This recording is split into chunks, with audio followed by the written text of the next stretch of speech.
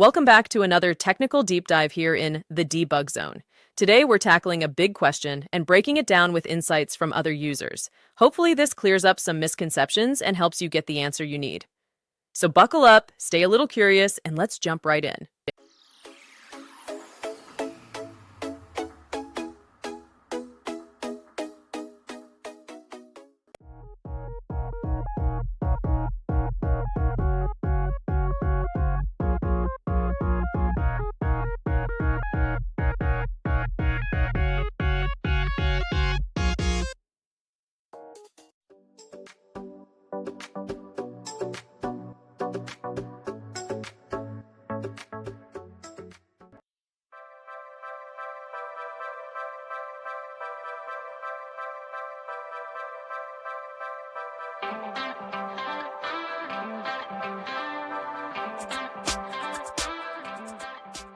And that's a wrap.